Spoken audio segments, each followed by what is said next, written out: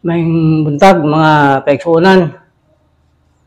Anya na pud kita gihatagan sa Ginoo og kapanahonan aron sa pagminsay sa iyang pulong nga mao ang kamatuoran ganiya lang sa libro sa basahon. Atong ipareha karon nga ang senaryo sa Diyos Amahan, Diyos Anak, Diyos Espiritu Santo o sa lawas kalag og espiritu. Mansalipan kini nato sugdan magampo ta. Ginong Diyos kalabing gamahanan Ginoo. Salamat ikahigalan karon Ginoo. Niining adlaw karon Ginoo sa imong paghatag kanamo og kanako gaturay sa pagmensahe sa pulong Ginoo. O kung nagahangyo nga madala gid ang mensahe Ginoo. Ang kahulugan niini Ginoo. Ang tanan nga imong pulong Ginoo.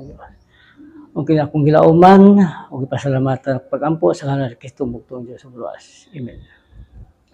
Natay basahon mga igsoon di sa Mateo 28:19 nga Amahan, Anak, Espiritu Santo. Sa 19, tuod niini sa inyong pagpanglakaw, himo ang akong tinunan ang tanang katawhan sa tibuok kalibutan. Botpili sila sa ngalan sa Amahan, sa Anak, sa Espiritu Santo. Amahan, Anak, Espiritu Santo. Kay nasay mga pundo karon nga ang ilang pag-ilak kang Kristo usa lang katao. Wala man tay supak ana nga nagpakatao gid si Hesus Kristo kay tungod sa pagluwas. So nang uban moingon nga Trinity, ang uban kilayas nga uway mabasa nga Trinity. Kung ining basahon, doon na may paagi nganong gitawag og Trinity. Wa to'y literal nga mabasa ni mo Trinity. Pero ang paagi ang importante nga nay paagi nga naa sa Bible. Kanang mga gitawag Trinity, sulti, mga interpretation na nga niya ng Bible. So, ang Bible may kamatuoran. Unahon na itong pangsyon sa Amahan, Diyos Amahan. Di sa Números 6:22-27. 22-27.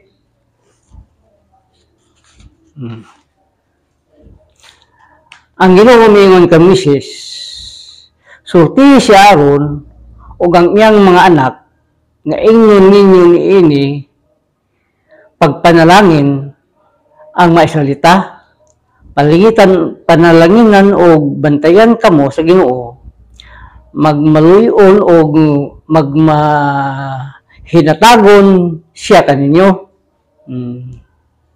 Kahimutan kamo sa Ginoo o hatagan kamo kalinaw. Ug miingon ang Ginoo kung ilang ibungat ang akong ngalan agig panalangin alang sa katawhan sa Israel, palanginan ko sila. Unang-una, ang Amahan natawagin din mo kani manggong gitawag Trinity persona. Ikuha na to pagi unsa nga nagalihok ang Dios sa tulo ka hugna. Kang Kristo Jesus nga yung anak, ang Amahan, kita nimo diri nga nagsugod ang Amahan kang Moises nga tiilhan nga siya persona. Ug dili pod siya anak kang Hesus Kristo, ang iya pong kuan ni Jesus Christ dinhi ang anak. Nabasa na to diri sa Juan 5:24.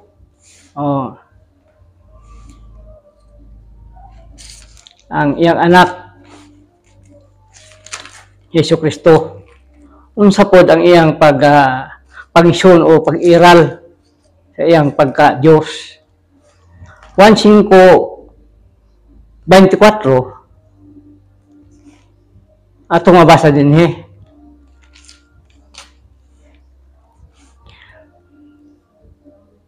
sultihan ko kamo ang mamati sa akong gisulti ug mutuo kaniya nga nagpadala kanako may kinabuhing dayon. Siya dili islutan kay nakaratas naman siya gikan sa kamatayon ngadto sa kinabuhi. Munang pag-iral ni Kristo nga siya usapod ka anak. So kung makita nato dinhi usagin siya ka persona. Galing lang ang ilang pagka-Diyos, di man nimo mga interpret nga pure tao si Kristo. Si Kristo nagpakatao aron pagluwas sa mga tao. Nagpakatao di gyud tao.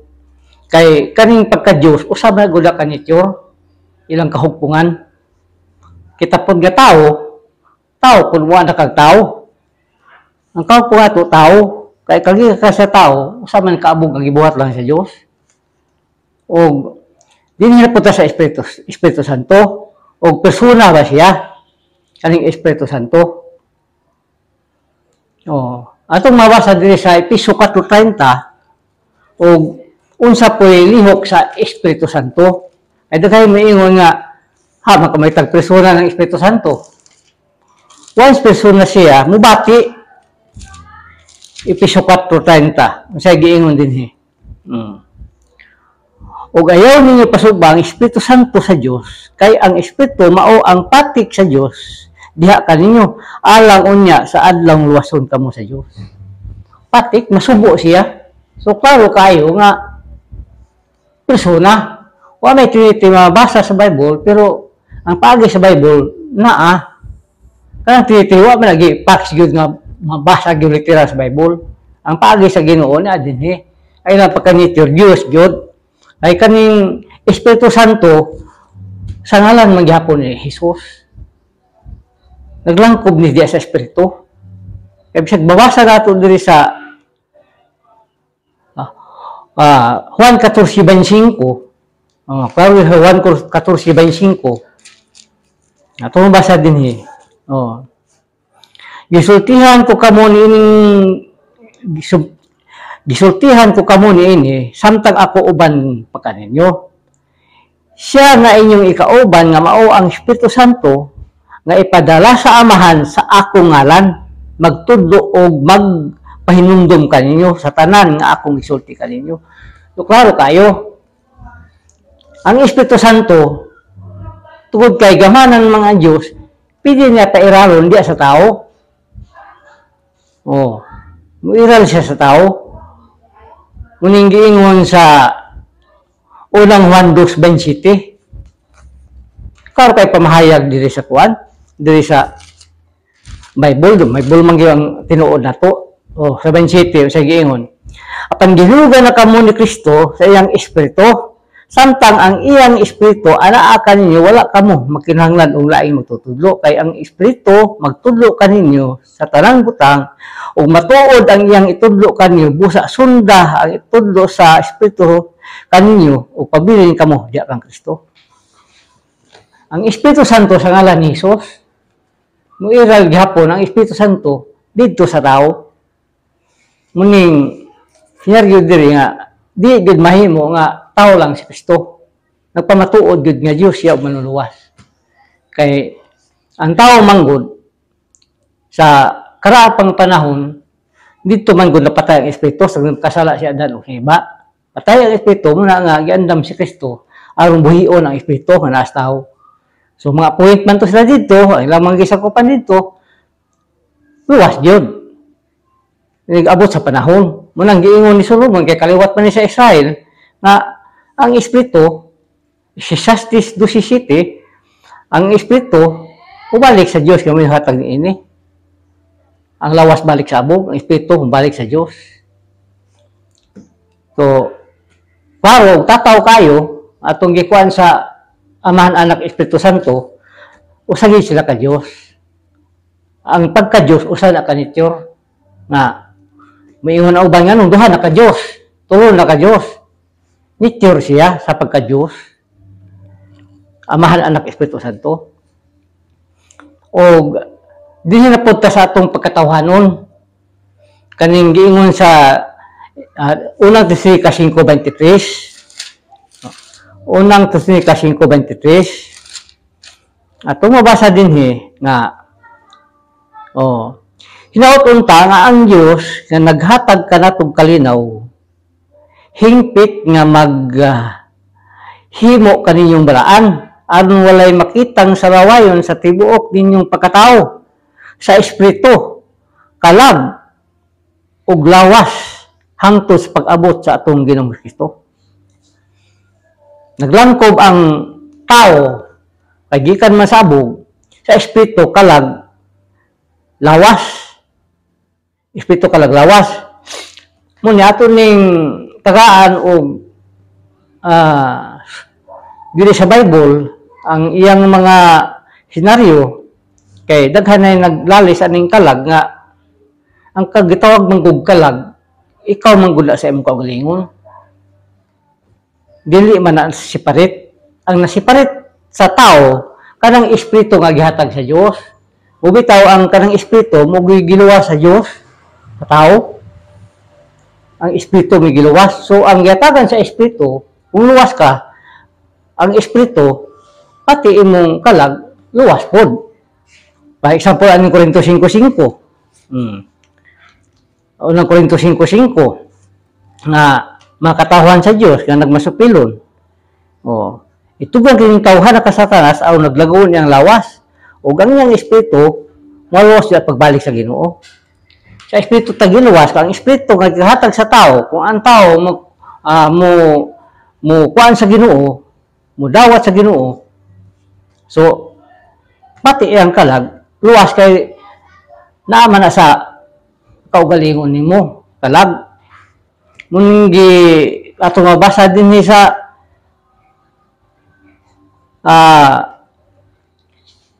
Genesis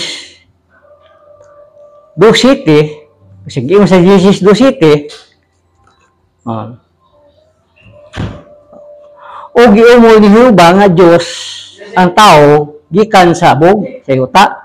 O gihulpan niya sa buho sa iyang ilong sa ginhawa sa kinabuhi. O ang tao nahimong kalag nga may kinabuhi. Ang giingon sa Genesis, pag umo sa tao na pormag tao, gihulpan siya sa Dios, trag espiritu nahimong buhi kalag nga buhi. Physical siya kay sa sunod na po dato nga kinabuhi nga saan sa Ginoo bitaw ning Bible espirituhanon man ning Bible naapog kay lawas lagi andam. Diya sa kuan sa Ginoo giandam. Muni ko atong subayon ning Bible bisag babasa nato di sa Ezekiel 37 ang pagbanhaw sa tao nahitabo na sa unang panahon Ezekiel. Nabasa natong Ezekiel dinhi mabasa man nimo Ezekiel 37 bersikulo 1. Basa ito Ezekiel 37 versikulo 1. Sulti si Ezekiel, ingon si Ezekiel, giyaman ako pag-ayo sa Ginoo ug pinaagi sa iyang espiritu gidala ako niya didto sa walog. Diin nagpasad ang mabukog. Gipakita niya kanako ang tibuok nga walog nga nalukop sa mga bukog nga ugah tayo. O giingnan ako niya, tao, mabuhi pa ba kining mga bukog? Ug mitubag ako, o Ginoong Dios, ikaw ray nasayod ini. Nya giingnan pagayod ako niya, sultihi kining mga bukog, mga ugang bukog, mga mamati sila kanako. Kay ako ang Ginoong Dios, nag-ingon kaninyo, maginhawaon ko kamo og mabuhi kamo pag-usab. Hatagan ko kamo mga ugat ug unod ug panit ug hatagan ko kamo gininhawa ug mabuhi kamo. Unya makaila kamo nga ako mao ang Ginoo. Busa misulti ako sumala sa gisugo sa kanako. Samtang nagsulti ako, madawati akong kinanaas ug nagkauli ang mabukog ug nahimong tibuok nga lawas. Sa pagtanaw ko, may mga ugat unod panit na kini apan dili pa muginhawa. Nagiinan ako sa Dios, tao. Sultihi ang hangin nga ako ang Ginoong Dios nagsugo kaniya sa paghuros o sa paghatag o ginhawa niining mga lawas aron mabuhi sila pag-usab. Busa misulti ako sumala sa gisugo kanako og ginhawa na sila og nabuhi og nanindog hilabihan gayon sila kadaghan. Makita nato di mga ison ang message nagpahayag sa bukog nga gibutang kag ugat, panit ug unod. Unsay bot pasabot ana? Ang panit ug ugat ug unod imo gihapon na. So ang kalag naglangkob na nga sa pagkaikaw. Ikaw. So ang lawas di ay ug kalag mo package na. Ang espiritu na himulag ana, kaya ang espiritu gikan man sa Dios. Muna ang espiritu mo na giluwas sa Ginoo sa tao. Og ikaw kakalag nga tagan sa espiritu kung karon sa New Testament mo kadawas kang Kristo, pati imo lawas. Luwason sa Dios. Giandam ni kani nga lawas nga giandam package na ng kalag ana. Imong kaugalingon. Lagi say dito panit unod butang sa mga bukog. Ang unang Korinto 15:53 unsa gisulti dinhi. Na nagiandam, wala ni gisiparit nga makita pa nimo nga siparit ang kalag ug ang lawas. Ang kalag, ikaw nga pagka-ikaw, imo na tanan. Muna gitawag nagkalag. Paghatagan sa espiritu, nahimutan nagkalag gabuhi. Pasal 53. Kaya kining lawas nga banunot, kinahanglan magsuod sa pili banunot. Kining lawas nga matay, kinahanglan magsuod sa pagkadili mamatay. Naay lawas nimo giandam daan. Unya, tunggi mo ni Solomon nga ang espiritu, balik sa Diyos kaya naghatag ni kanato, katong mataong luwas. Muna ang ila pong kabutangan sa pagkahuman sa kamatayon sa tao nga matiguang na ang mga Kristohanon, moagig kamatayon. So, tuagig pa doon sa kahitasan. Mabasa man nato ni sa kuan good sa kaning mga kalag nga naluwas. Mo ba yung gibihag ni Jesus Christ kaning mga lawas sa unang panahon? Gibihag niya ba sa wato di sa Episo 4, gibihag ni Kristo na kaya nag-iyon ang kasulatan sa pagkayad niya ngadto sa kahitasan, nagdala siya daghang mga bihag, ug yatagan niya magasa ang mga tao. Kita pod nga buhi nga nabilin, tagag magasa sa Ginoo aron mamantala po sa pulong sa Dios. So katong nga adtan na sa kamatayon nga pisikal na ay lawas nga espiritual. Largo pod na sa kahitasan kaya ang espiritu diha man pod ibutang sa lawas. Mabasa ko sa Piyadayag 6 Versikulo 9, ang mga katawan sa Diyos ni, na karon naptan sa kamatayon, o ilang isya, o asas na pado, yes na din eh. 9. Sa giimon sa 9, Hayas 9. Unya, gitang sa tingkarnero, ay kalimang silyo. O nakita ko ilawom sa halaran, ang makalag, niadtong gipamatay tungod sa ilang pagsangyaw sa pulong sa Dios o sa ilang pagkamatinumanon sa pagsaksi.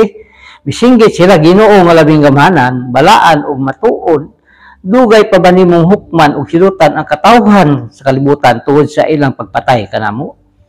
Unya ang matag sa kanila, gihatagan og puting bisti ug ipapahulay usa sulod sa buong panahon. Hangtod nga mahusto ang gidaghanon sa mga isig ka sulgoon nga o isig ka magtotoo nga mamatay usab sama kanila. Tuwa sa kahitasan, dito sa kahitasan ang mga anak sa Dios nga mo maabtan sa pisikal nga mamatay. Kaya na bag-o nga espirituhan nga lawas imong kalagna. Largo diha gitawag ko nagkalaga buhi. Kay makita man nimo diri kay kung espiritu ra di ba na pwede kasulti, di ba na mubati. So, kumpleto na makita din mo, kumpleto na din wala pang panahon sa pag-abot ni Kristo, ipadayag na, ipakita na dito sa kawanangan tanan.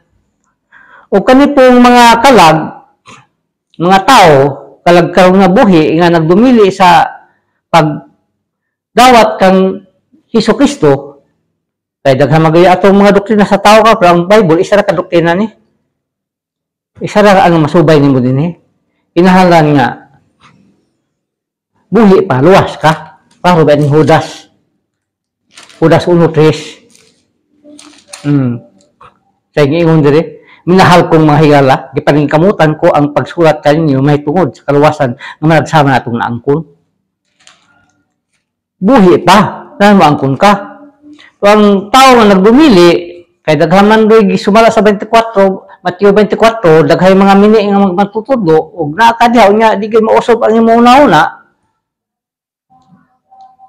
Samtang karon pa, wa pa may imperno, kay karon hadis pa ang kabutagan sa tao. Dili guban 1,000 years, sunugon ni kalibutan diha na ang imperno. Linaw nga kalayo. Kung di gid sulat ang imong pangalan sa basahon sa kinabuhi, tuagi ka sa linaw kalayo. Apilya 15, 20, betul 15. Ang tanang tao nga langalan di sa libro sa kinabuhi tambog gadto sa linaw kalayo. Muna ning imperno linaw kalayo. So samtang karon nga wa pa nimo abot, kay mohari pa man si Kristo di siya tag 1,000 years. Man 1,000 years, sunugon may tanan diha na ang imperno. Karon samtang karon napata sa hadis ang tao nga di kadawat kang Kristo. Lucas 16:22. Yan ang wa gyud nagdumili kang Kristo. Wa may lain ka pamatud-an nato karon kini man gipadala sa Dios yung Bible. Nasa 16. Lucas 16:22 ngadto 24 22 sige mo sa 22 mo man ni si Lazaro kang dato unya namatay si Lazaro og gidala sa mga anghel ngadto sa kaliran ni Abraham. Ang dato namatay usab og gilubong og nagantos pag-ayo didto sa Hades. Unya mihat siya og nakita niya didto sa layo si Abraham sa iyang kiliran diha si Lazaro. Busa misinggit siya ngadto kang Abraham. Amahan kaluyin taon ako. O ipadala si Lazaro diri o itulog ay iyang dila o kumpleto na baya. Na bay lawas. Tulog ang iyang dila. Maturapik o pabugnawan ang akong dila kay nagantos ako pag-ayo sa kainit ni ining kalayo. Karo ba ka ng samputanan sa tao? Ug ang tao nga di gud makadawat kang Kristo. Wa sa Hades. Wala pa imperno. Mubita nang giingon sa giingon sa ni Jesus Christ adto mga parasiyo wa mo ila niya nga nagsupak-supak gid hinuon. Nanangyaw sila nga ang balaod makaluwas gud sa kalag. Giinan ni Kristo Jesus. Paano ba yan si Kristo Jesus kung nagluwas nato? Dili man ang imong balao pagtuman sa balaod. Pagkalaot ninyo matutulo sa balaod, kamo mong parasiyo, mga tigpakarong inon mo, paano ka mo sa kagaratan o kayutan o kabig o tao, sa nakabig na siya, ihimo niyo siya nga labi pang angay, maimperno kay kaninyo. So, paro kayo, nag-imperno, umabot, nagsunog ka ng kalibutan na, 1,000 years, mahari si Kristo, di siya yuta, humankari niya 1,000 years, di rin na ni sunugon ng kalibutan na, mahanaw ni, baguhon ang kalibutan. Kung karon, atong tataw nato makita din nga ang nature sa pagka-Diyos, pwede siya mo iral. Pero ang nature sa atong pagkatao, ang lawas sa atong kalag, dili pwede masiparit. Bubitang ibutang ang Espiritu Santo para butang ang kaalam ang tao, nabuhi ka, kalag nga buhi. So kung atong makita din package good, naagid sa imong lawas, ikaw nga pagka-ikaw, mugin nang gitawag kalag ikaw. Lawas, na diha, nga package na diha. Dili na pwede masiparit nga, ilahi ni mong movement sa kalag, kay imo ng kaugalingon. Para sagutan ng hayop, kalag naglawas, wa ba destinasyon sa ila. Ang tao, gitagag espiritu para ang tao, kaila, may kaalam. Depende sa imong pagtugkad sa kaalam labi na sa espirituhanon. Busa makita ato din nga kinahanglan gyud nga mudawat kang Kristo Jesus. Ay katong sa una nga mga tao, ang mga leader sa una, gihatagan na daan sa Espiritu Santo. Kay appointment sila. Unang methodologies, appointment sila. Ang ila sa mga katawan dito, kay ang mga appointment sila, luwas po to. Kay mga appointed man to. Why di mahimo may perno to? Kay gidala sa ilang leader, ang leader na Espiritu Santo. Ang mga tao niya, pakis na ang mga luwas sila. Ang mga propeta nagsusi o napagsayon, mahitugod ni ining maong kaluwasan. O nanagna sila, mahitugod ni ining gasa na igahatag sa Diyos kaninyo. Nagpasusi sila kung kanusa o unsang paagiha moabot kining panahon na mao'y gitudlo sa Espiritu ni Kristo. Espiritu ni Kristo, nga diha kanila, sumala sa gitagna sa Espiritu, mahitungod sa mga pag-antos ni Kristo o sa himaya nga mosunod niini. Klaro ba karon? So karon nga tumitungoy tata kang Kristo Hesus, di man ta appointed, Bible na naagi mo sangyaw, nay madungog, suma sa Roma 10:14 natos 15, nay madungog proseso siya. Kaya ang tanan karon kinahanglan mo dawat kang Kristo Hesus. Kinahanglan andamon ka sa Dios daan aron mahiusa kang Kristo Hesus. Sumala sa Roma 8:16, makihiusa mo espiritu sa atong espiritu at pabatod nga kita maanak sa Dios. Naagi proseso, di na nato mapugnan. Kaya pugnan nimo, ikaw nga tao ra ka, o karon pa nga baskog pa ka, wa pa ka maabtig. Ang tao baya gyud daas na ba sa gatos ka tuig ning kalibutan na mo panaw bagid mo matay magid ang tao. So kung maimperno na ka na, sao na. Proseso gyud karon nga modawat sa Espiritu Santo. Kay giandaman natag bag-ong lawas kanang atong kalag nga buhi karon, kanang atong espiritu nga luwason sa Ginoo. Ug di pud ka modawat kang Hesus, dito pud ka padong sa Hades.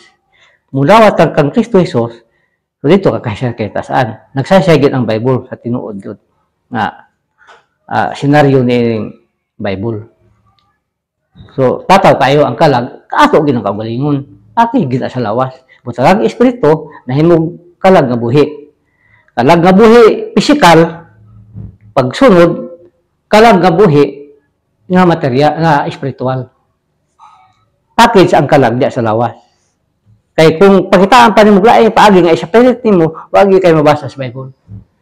Nga ma-separate siya. Ang separate nato ang espiritu nga gikan sa Dios nga gihatag sa tao. So, dito tataman magampo ta. Ginoong Diyos nga labing gamhanan, Ginoo, salamat Ginoo sa tapos Ginoo sa imong mensahe nga akong gipahayag Ginoo, hinaot talaga masabtan sa uban Ginoo, sa imong mag-anakan amahan, ug doon na pay pakakaplag sa kaluwasan. Magbaro mo silang paubos diya ang pulong Ginoo, aron nga makaplagan nila ang tiunay gud Ginoo nga imong katuyuan Ginoo nining kalibutan na Ginoo. Salamat Ginoo sa tanang panalangin Ginoo nga magawat sa maabot pang panalangin o kini among gipasalamatan o gilauman sa ngalan ni Kristo bugtong Dios uluwas. Amen.